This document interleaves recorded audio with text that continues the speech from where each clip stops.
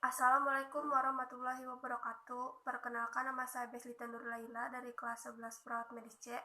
Di sini saya akan melakukan tindakan napas dalam dan batuk efektif yang bertujuan untuk 1. Membebaskan gejala napas dari akrosis sekret, 2. Mengeluarkan skutum untuk pemeriksaan laboratorium, 3.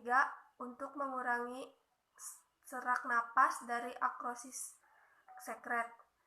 Ada 4 tahap, yaitu tahap prainteraksi, tahap orientasi, tahap kerja, dan tahap terminasi. Di sini saya telah menyiapkan alat, yaitu handscoon, air hangat, spot skutum, dan handuk atau perlak. Saya juga telah menyiapkan pasien yang bernama Agnia Salsa, berumur 12 tahun. Assalamualaikum, selamat malam Dek. Malam. Perkenalkan, saya perawat Beslita akan melakukan tindakan napas dalam dan batuk efektif. Nanti Adek ikutin instruksi saya ya. Nanti napas dari hidung, lalu tahan selama 3 hitungan, kemudian keluarkan dari mulut dan lakukan sebanyak 3 kali.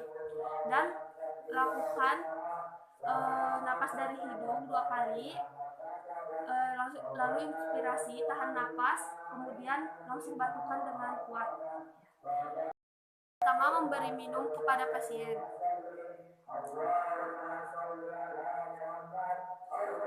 Kemudian letakkan tangan kiri Adek dan tangan kiri Adek di dada dan tangan kanan di perut. Lalu tarik napas dari hidung, 1, 2, 3, keluarkan. Tarik napas, 1, 2, 3, keluarkan. Tarik napas, 1, 2, 3, keluarkan. Gimana perasaannya? Merasa kembung-kembung perutnya? Ya.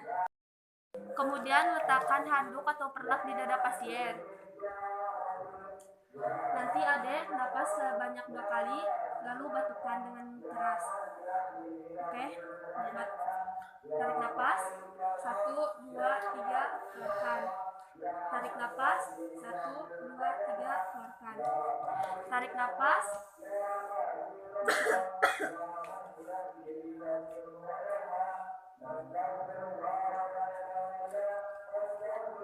Bagaimana perasaan Adek? Alhamdulillah baik. Baik. Ada yang mau ditanyakan? Yaudah, saya tinggal ke ruang kerja. Nanti kalau butuh, tinggal ke ruang kerja saja. Ya. Selanjutnya, pendokumentasian dari tindakan nafas dalam dan batuk efektif dihasilkan. Warna sekutum kehijauan, konsistensinya kental, dan respon pasien sangat kooperatif.